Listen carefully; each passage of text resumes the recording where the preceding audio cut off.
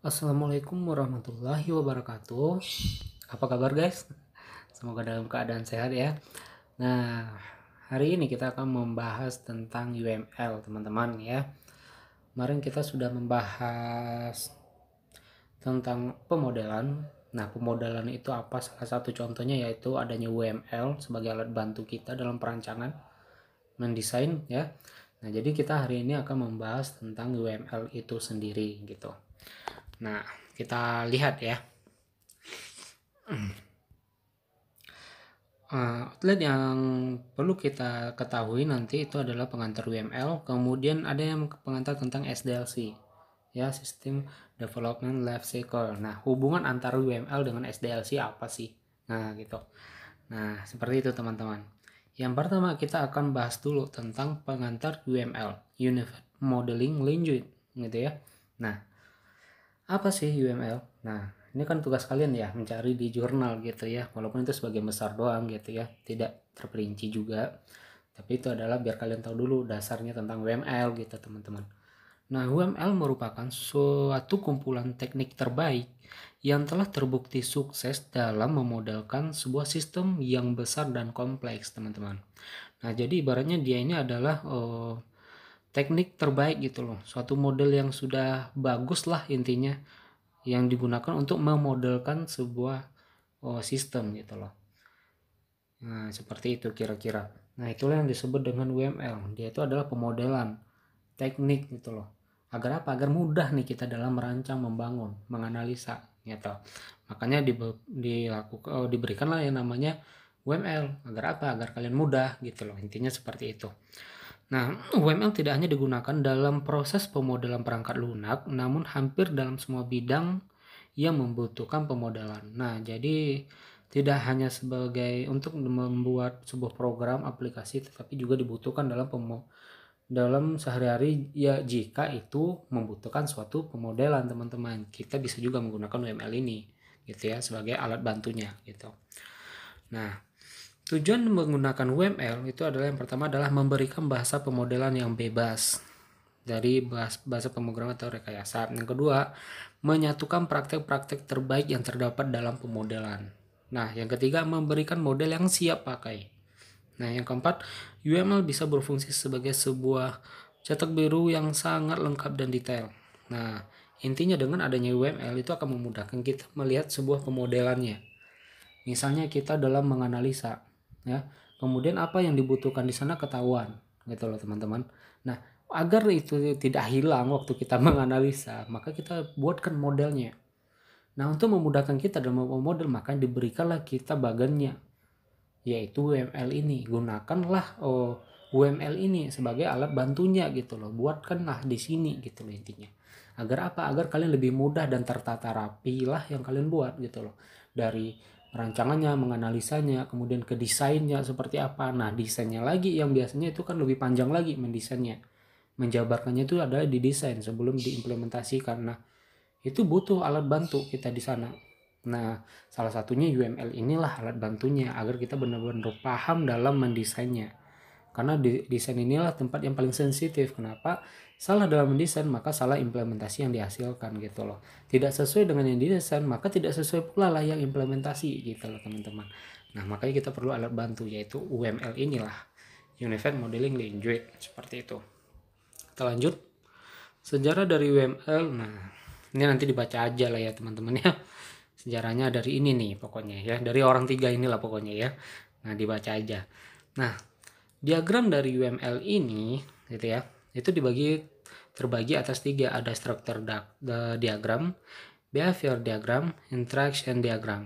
Nah, kalau kita lihat diagram-diagramnya juga banyak nih dari bagian ini. Ada kelas diagram, ada objek diagram gitu ya. Ada komponen diagram, komposit diagram. Kalau behavior ada use case diagram, activity diagram, state matching diagram. Kalau interaction, sequence diagram, komunikasi diagram, ya kan, teaming diagram. Apakah ini semuanya diagram UML? Ya, benar teman-teman. Ini adalah semua diagram UML yang perlu kalian ketahui gitu. Nah, karena ini nanti diagram-diagram inilah yang akan memudahkan kalian teman-teman dalam merancang mendesain gitu loh. Nah, kita lanjut. Jadi inilah jenis-jenis dari diagram. Ada use case diagram namanya, ada activity diagram namanya, sequence diagram, class diagram, state machine diagram, komunikasi diagram, deployment diagram, ada composite diagram, pack diagram gitu ya. Nah Pak, kenapa ini dibolkan Pak antara 1 sampai 8? Karena di semua diagram ini, inilah paling penting-penting yang perlu kalian ketahui teman-teman. Ini poin-poin yang paling penting. Dan yang paling penting kali adalah poin yang nomor 1 sampai ke 4 ini nih. Karena ini nyawanya dari yang kalian rancang. Gitu loh. Ya, keempat ini wajib ada dalam perancangan kalian. Nah, yang kelima sampai seterusnya ini adalah tambahan sebagai pelengkap dari desain atau perancangan yang kalian buat. Gitu loh. Bukan berarti kalian merancang, menganalisa, kemudian kalian desain sedemikian rupa, kalian pakai ini ke semuanya diagram. Enggak gitu juga teman-teman. Tetapi ini UML membawa beberapa diagram. Ini diagram banyak modelnya, silahkan kalian gunakan. Maksudnya apa? Bukan berarti semuanya kalian gunakan. Enggak ya. Tetapi gunakanlah mana yang kalian butuhkan. Dan dia memberikan semuanya. Silahkan gunakan bebas. Tetapi bukan berarti harus semuanya juga yang kalian gunakan dalam merancang, membangun ya. Oh, udah tambah pusing dong kalian merancangnya. Nah, jadi kita gunakan yang sepentingnya saja, yang sesuainya saja kebutuhan kita apa. Nah itu aja yang kita butuhkan, bukan berarti semuanya ya. Kan dengan adanya model agar memudahkan kita teman-teman ya. Bukan dengan karena adanya model banyak kita bikin semua malah tambah riwahnya kita ya, tambah susah ya. Nggak seperti itu juga gitu ya. Nah tetapi karena sepanjang saya pernah nyoba yang namanya UML ini dalam merancang skripsi, tesis, bikin ini itu segala macam, udah kelihatan bagi saya bahwa yang paling penting itu adalah 4 ini. Use case diagram paling penting sekali. Yang kedua disusul dengan activity diagram. Yang ketiga sequence diagram. Yang keempat class diagram. Nah, diagram lain itu adalah pelengkapan. Yang melengkapi saja gitu loh. Untuk memperjelas dari desain yang kita bikin, perancangan yang kita bikin. Tetapi 4 poin inilah intinya dari sebenarnya yang kita bangun. Gitu teman-teman ya. Paham ya? Nah seperti itu. Kita lihat lagi. Nah ini dibaca aja. Use case diagram menunjukkan perilaku orang menggunakan kasus gitu ya. Kelas diagram menunjukkan kelas dan hubungan antar kelas gitu ya. Nah sebenarnya dalam merancang sebuah UML ini, dalam kita menganalisa awal itu kita membutuhkan dulu apa yang dibutuhkan dan kemudian siapa aja yang akan terlibat dari sistem atau aplikasi yang kita bangun. Ya enggak? Siapa sih aktornya yang akan menggunakan ini gitu loh. Contohnya siakat kita. Siakat itu siapa yang aktor terlibat di dalamnya? Yang pertama itu pasti ada mahasiswa terlibat. Ya kan? Yang kedua ada dosennya yang terlibat. Yang ketiga siapa lagi? Ada admin yang pengelola siakatnya, yaitu mungkin UPT TIK-nya. Kelihatan dong aktornya siapa aja. Nah, dari aktor yang udah terlibat tersebut barulah dirinci lagi apa aja kebutuhan-kebutuhan di dalamnya. Ngapain aja dari siakat itu? Oh, ternyata bisa melihat inputkan nilai. Kemudian bisa melihatkan hasil nilai KHS kalian. Kemudian kalian bisa mengajukan rencana studi kalian, KRS kalian. Nah, seperti itu. Kita harus melihat dulu dari sudut pandang aktor siapa aja yang terlibat. Makanya yang paling inti dalam membangun use case diagram UML ini adalah use case diagramnya dulu teman-teman. Tanpa ada use case diagram, mustahil kalian akan bisa langsung membuat kelas diagram. Mustahil kalian akan bisa membuat sequence diagram. Mustahil kalian akan bisa membuat collaboration activity diagram. Nah, jadi poin pertama dalam membangun UML adalah use case diagramnya dulu yang kalian bentuk. Barulah bisa kalian menentukan diagram lain. Karena ingat, dia ini bersifat turunan teman-teman, nyambung gitu loh. Nah, tanpa ada use case diagram, ini akan susah dan kesulitan kalian merancang dan membangunnya. Tetapi dengan adanya use case diagram ini, kalian gampang bagaimana cara membangun activity diagram. Karena apa? Panduan secara keseluruhan dari sistem itu sudah tergambarkan di use case diagram. Kita jabarkan lagi lebih detail berdasarkan aktor atau berdasarkan aliran, berdasarkan dengan menggunakan activity diagram. Nah, dari activity diagram itu kita bisa detailkan lagi seperti apa step by stepnya, ini aktor melakukan aktivitas ini aktor melakukan aktivitas ini. Bagaimana? Pakai apa itu? Pakai sequence diagram. Itu loh teman-teman. Nah, dari semua itu udah kelihatan rule-nya, jalannya aktor di dalam sistem yang kita rancang itu udah kelihatan, dia ngapain aktivitasnya udah kelihatan teman-teman. Barulah dari itu muncul, kita baru bisa membuat yang namanya class diagram.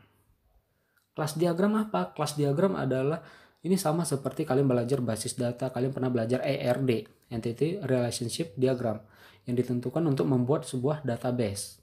Ya, kelas diagram sama, fungsinya adalah untuk menentukan bagaimana membuat sebuah database-nya nanti di aplikasi atau di sistem tersebut. Lihatnya dari mana ini? Ngelihatnya dari use case diagram. Siapa aja yang terlibat di dalamnya?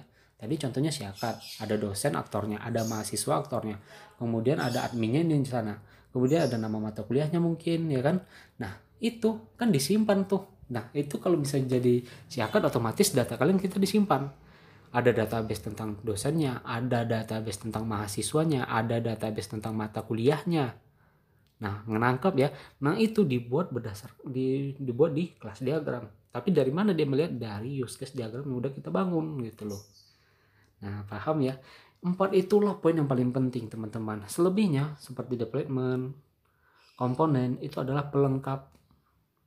Hanya untuk melengkapi saja, karena inti poinnya tadi itu udah kelihatan dari keempat tadi. Ya, use case diagram, class diagram, use case diagram, activity diagram, sequence diagram, class diagram. Tambahlah dengan diagram-diagram lain sebagai pelengkap, sebagai penambah untuk memperjelas yang kalian rancang gitu.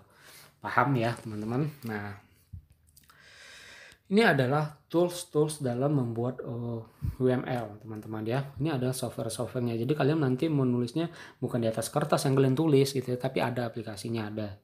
Ya, saya biasa menggunakan Astah namanya aplikasinya, Astah atau UMLab ya, UMLab ya. Kemudian ada juga orang menggunakan Rationaros ya.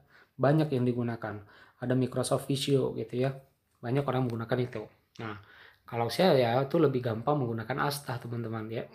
Aplikasi yang terkhusus untuk membuat diagram UML. Kemudian lagi UMLab. UMLab itu juga enak.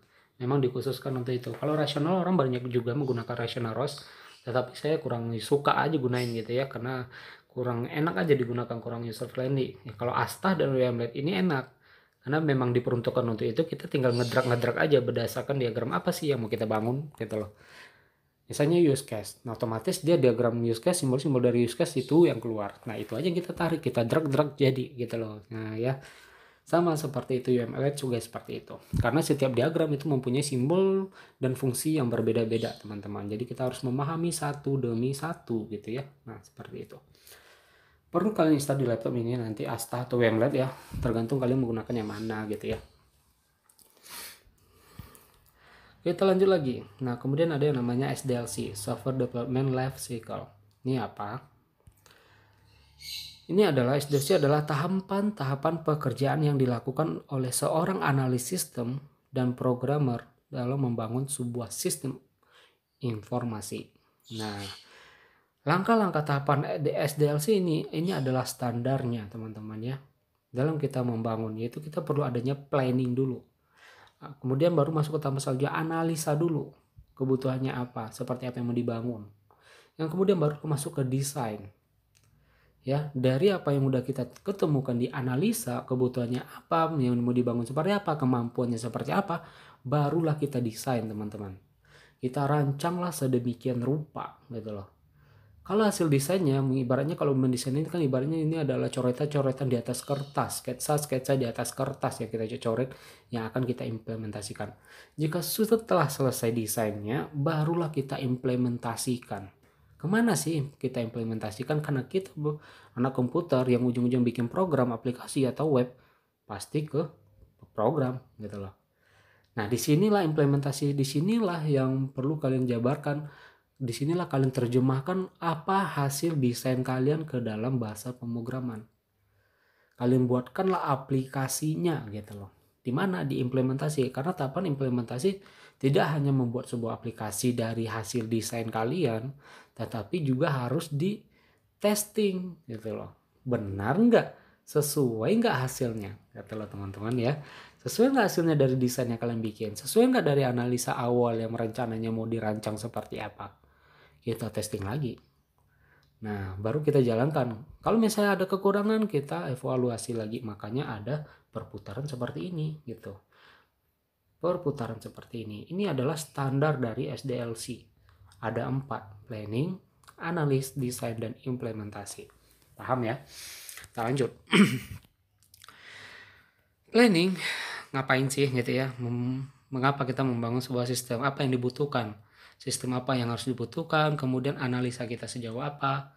Pandang itu seperti apa? Yang seperti apa sih yang mau kita bangun? Dan kemampuan kita sejauh mana kita bisa menggunakannya?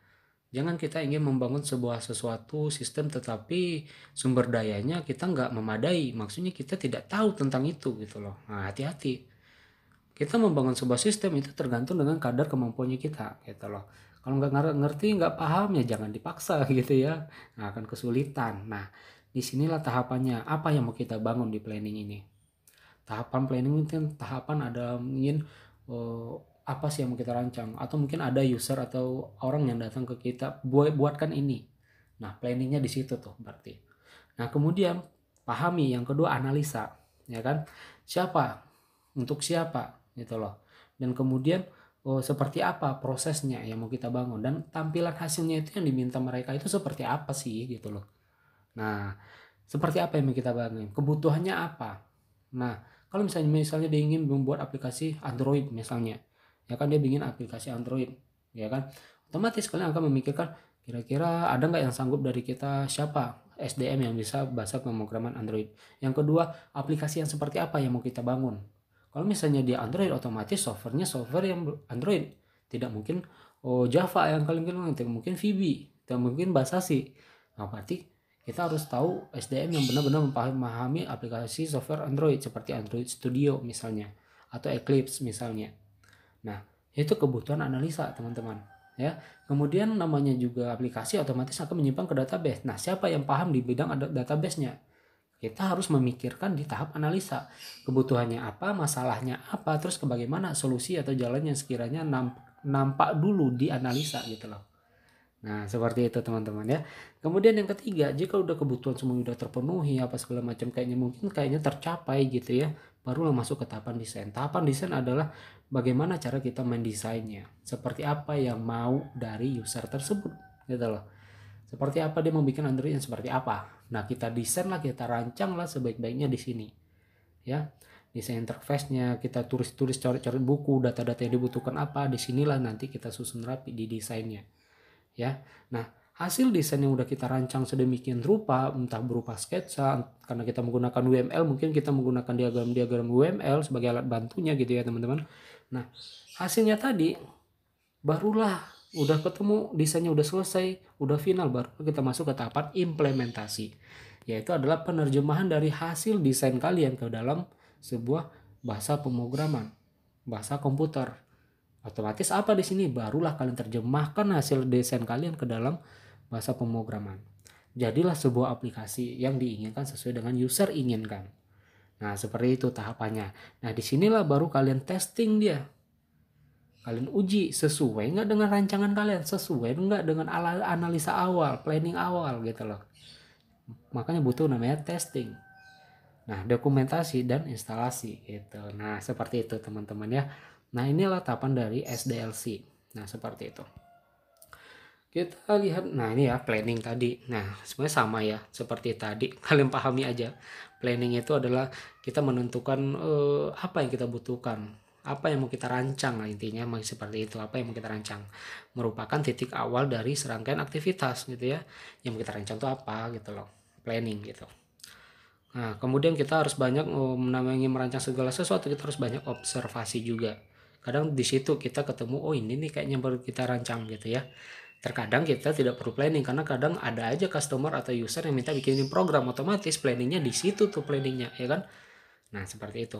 Kemudian ruang lingkup perangkat lunaknya, itu kita harus tahu juga, memadai juga planning yang kita bangun itu harus seimbang dengan seperti apa infrastruktur atau kebutuhannya kita gitu loh. Jangan sampai kita membangun ini tetapi sarana prasarana tidak memadai. Nah, jangan seperti itu.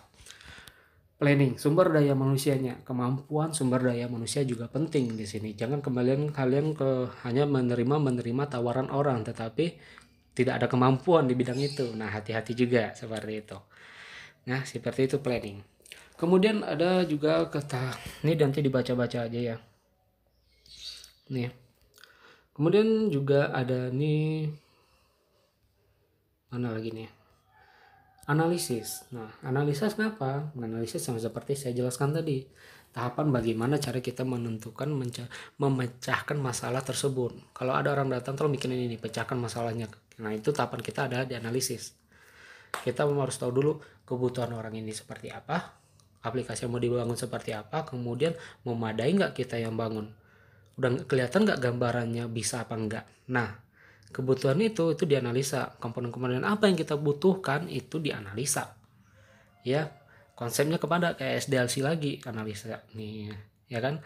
Nah, kalau kita lihat tahapan-tahapan dalam analisis rekayasa perangkat lunak secara ringkas gitu ya.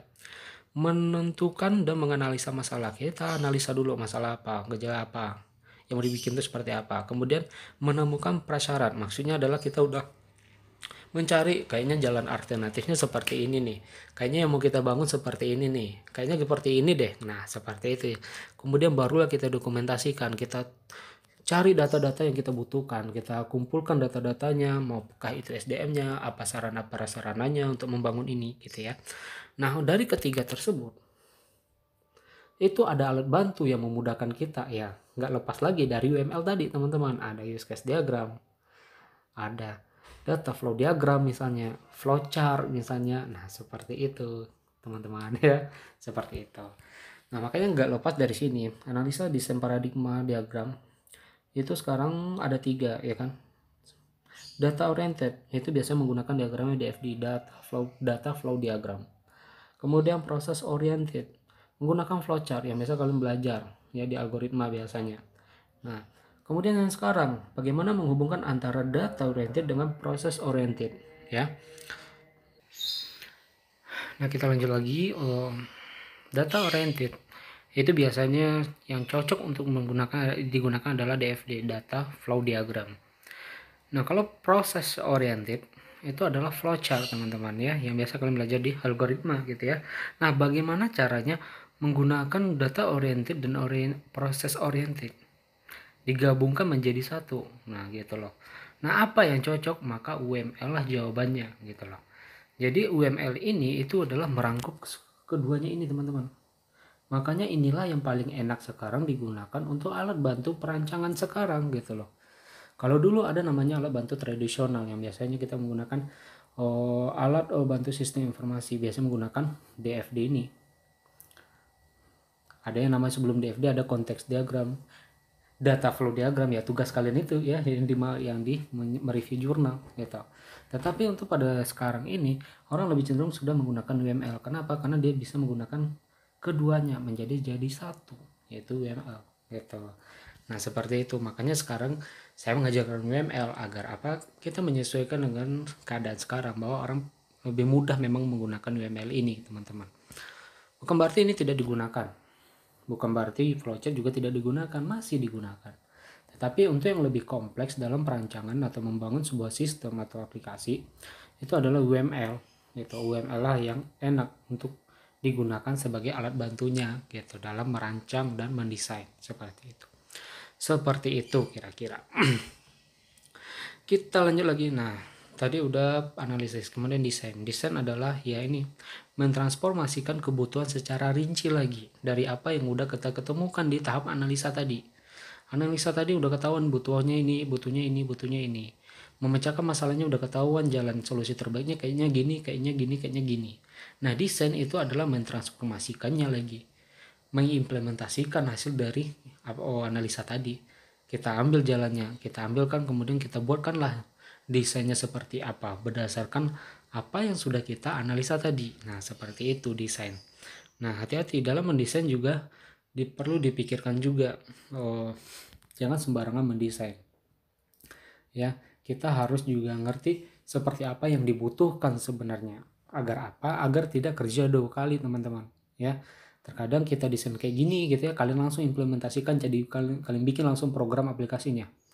Taunya pas hasilnya kalian demokan ke kliennya gitu ya, nggak seperti ini yang saya minta gitu ya, katanya gitu ya. Nah, hati-hati. Ibaratnya kan kalau misalnya seperti itu kan kita mau rubah lagi teman-teman. Kita harus ulang lagi desainnya, kita harus rombak lagi apa yang udah kita bikin, kan capek kerja 2 kali kayak gitu. Makanya kita perlu yang namanya komunikasi tadi gitu loh. Komunikasi dengan klien atau teman kita membuat itu penting agar apa? Agar kita kerjanya tidak 2 kali gitu. Makanya didesain lah tahapannya. Seperti ini nggak kira-kira?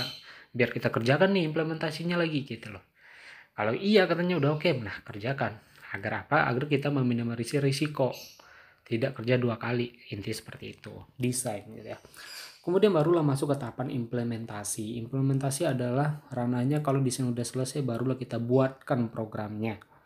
Nah seperti itu. Barulah kita terjemahkan. Karena ini juga riuh ya. Capek juga ngoding gitu ya. Namanya juga ngoding pasti akan butuh waktu yang lama juga dalam pengerjaannya.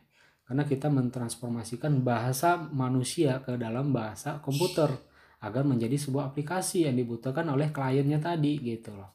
Nah, seperti itu implementasi. Di sini implementasi adalah mengimplementasikan perangkat lunaknya.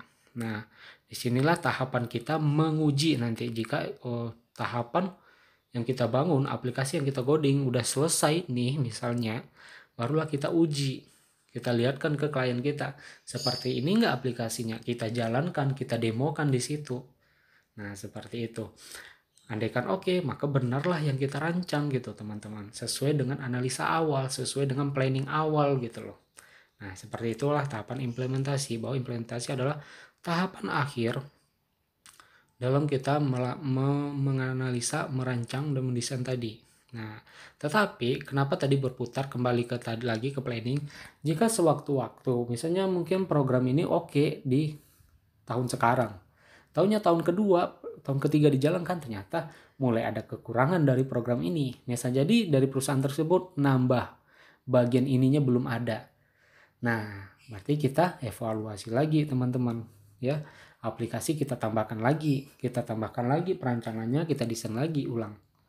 Bukan berarti merombak semua enggak ya, tapi kita menambahkan. Nah, itulah adanya evaluasi gitu. Seperti itu pendokumentasian, implementasi. Paham teman-teman di sini? Nah, semoga paham ya. Nah, sekarang apa sih hubungan antara UML dengan SDLC? Nah, apa hubungannya? Kita lihat di sini. Nah, perhatikan dengan baik-baiknya. Nah, seperti inilah hubungannya, teman-teman. Ingat, SDLC tadi ada 4 tahapan. Itu adalah standarnya ya. Standarnya udah 4 memang SDLC. Planning, analis, desain, dan implementasi. Nah, kemudian apa hubungannya dengan UML? Ternyata disinilah penerapan UML tadi. Di diagram-diagram UML tadi. Ini kan diagram-diagram UML, teman-teman. Nih, ya. Nah, jadi ada hubungannya, Pak? Ada hubungannya. Nah, ternyata apa yang kita kerjakan, kita mau belajar tentang use case, diagram activity, sequence, class, development, user interface misalnya, itu ada pembagiannya, kita masuk ke dalam ranahnya dari SDLC sebenarnya. Ya, jadi ibaratnya adalah SDLC itu adalah wadahnya dari UML. Tetapi kalau misalnya UML itu adalah bagian kecil dari SDLC. Nah, seperti itu. Ya, jadi kita tidak terlepas dari UML yang akan kita pelajari, tidak terlepas dari SDLC karena dia ternyata mencakup kepada SDLC sebenarnya. Nah, SDLC secara umum adalah planning, analis, desain, implementasi. Kalau kita rinci bagaimana cara pengerjaannya, ternyata disinilah tugas dari UML. Dia bagian dari analisa, dia bagian dari desain. Kenapa dia masuk bagian? Karena dia di sini agar mudah kita menganalisa, maka kita dikasih diagramnya, yaitu diagram use case diagram. Use case diagram punya siapa? UML, teman-teman. Nah, bagaimana cara kita mendesain? Agar mudah kita masuk ke dalam desain, merancang, alat bantu apa yang dimudahkan? Ada namanya kelas diagram. Ini punya siapa? UML, teman-teman. Nah, seperti itu. Nah, ini yang disebut dengan hubungan antara UML dengan SDLC, sehingga dapatlah seperti ini, bahwa tahapan planning adalah bagaimana apa yang mau kita bangun, ya kan, sistem request of feasibility analysis. Apa yang mau kita bangun, apa yang mau kita rancang gitu ya. Nah seperti itu. Analisa adalah dari hasil yang mau kita rancang tadi kita temukan apa sih kebutuhannya gitu loh, apa sih masalahnya, kemudian seperti apa sih tujuannya. Makanya untuk memecahkan itu dikasih alat bantunya seperti ini. Udah tahapan selesai, masuk ke tahapan desain. Mentransformasikan apa yang diapakan dari analisis gitu ya, desain ya. Kemudian di sini baru lagi kita lihat, oh di dalam desain ini barulah kita tahu alat bantu yang dibutuhkan di sini adalah kelas diagram, deployment diagram, user interface design. Nah, kemudian bagaimana cara kita implementasi, ternyata dikasih lagi wadahnya. Di sini adalah bagian dari testing program coding. Nah, ngoding nih kita ya. Kemudian keempat adalah testing plan, main testing dari program yang kita bangun, kemudian dokumentasi. Nah seperti inilah tahapannya gitu loh. Nah fokus kita ada pada di sini nih, nomor 2 dan nomor 3. Dan kita fokus hanya pada kelas diagramnya, kelas pada UML-nya saja, diagram pada UML-nya saja teman-teman. Seperti itu kira-kira. Nah paham nggak? Kira-kira paham nggak teman-teman? Nah semoga sih paham ya. Nah kemarin kan saya kasih tugas tentang jurnal. Jurnal itu bukan berarti nanti akan sepenuhnya ketemu itu semuanya UML-nya gitu ya. Nah tapi inilah sekilas tentang UML. Untuk besok kita akan langsung masuk ke bagian-bagian dari UML ini. Kita akan masuk dulu ke use case diagram. Setelah itu kita pahami lagi activity diagram seperti apa. Satu diagram mempunyai simbol. Nah simbolnya itu banyak. Nah setiap simbol juga mempunyai fungsi masing-masing. Diagram lain juga seperti itu. Activity diagram juga seperti itu. Activity diagram mempunyai banyak simbol. Nah, satu simbol mempunyai fungsi masing-masing gitu. Kelas diagram juga seperti itu. Punya simbol juga, punya fungsi juga. Deployment juga seperti itu. Punya simbol juga, punya fungsi juga punya alur kerjanya juga gitu loh. Nah, seperti itu kira-kira. Dan ini akan kita pahami gitu. Paham kira-kira teman-teman? Ini apa sih lagi? Nah, ini kelihatan di sini ya. Kelas diagram, dia itu masuk ke bagian analisis dan sekaligus desain. Nah kemudian use case diagram, ini use case diagram paling bawah ya, dia masuk ke bagian analisa, dia tepatnya posisi jatuh di analisa ya, sama lah seperti ini ya, seperti ini kira-kira. Tetapi di sini bisa jadi perpaduan antara analisis dan desain. Dia masih bisa masuk ke analisis, dia bisa masuk ke desain. Contohnya objek kelas diagram bisa masuk ke analisis, dia masuk ke desain juga gitu loh. Ada yang murni analisis seperti use case, dia nggak mungkin masuk ke desain karena ini langkah awal, tahap awalnya kita teman-teman ya, seperti itu. Apalagi ya kira-kira. Nah semoga kalian paham ya, ini ada tugas ya. Ada tugas. Nah boleh lah ya kalian kerjakan ini ya. Kalau kemarin kalian mencari jurnal belum tentu sepenuhnya dapat. Nah sekarang kita fokus ke semuanya UML ini, diagram UML ya. Kalian buatlah ini diagram UML ini semuanya. Diagram apa yang bisa kalian temukan di internet. Yang terpenting adalah ini diagramnya apa pengertiannya, ini kemudian simbolnya apa, fungsi dari simbolnya itu apa, ya kan? Kemudian contohnya apa, seperti apa penerapan contoh dari masing-masing diagram ini, ya. Nggak dapat semua sih nggak apa-apa, yang penting yang poin-poin yang saya gelapin ini, use case penting, activity penting, sequence penting, kelas diagram penting, ini penting-penting, gitu ya. Tapi nggak harus semuanya juga, kalau misalnya nggak dapat semua ya nggak apa-apa. Tetapi yang penting-penting harus ada, ya. Penerapan contohnya itu seperti apa diagram itu. Paham ya? Setiap diagram-diagram ini harus ada simbol-simbolnya, pasti ada sih simbol-simbolnya. Nah, itu kalian buatkan. Gitu ya, simbol ini fungsinya apa? Biasanya sih udah ada ya dalam bentuk tabel biasanya ya. Kemudian contohnya ya, contohnya seperti apa. Nah, ini bagaimana pengiriman seperti biasa. Bikin seperti laporan nggak perlu bab 1 2 3 ya. Langsung aja cover, langsung isinya tentang ini ya. Nah, formatnya seperti biasa, formatnya file PDF dengan format kelas _mpm_ nama, dikumpulkan minggu depan. Nanti saya kasih link uploadnya. Paham teman-teman? Paham ya? Dan tolong dipahami masing-masing kalian tentang ini. Ya. Nih, tentang ini nih, kelas use case diagram, activity, sequence, dan kelas diagram. Nah, benar ya? Paham ya? Oke, nggak ada lagi. Oke, memang nggak ada lagi ternyata. Baik, kalau nggak ada pertanyaan, saya rasa cukup dan jelas mungkin. Nah, saya akhiri. Assalamualaikum warahmatullahi wabarakatuh.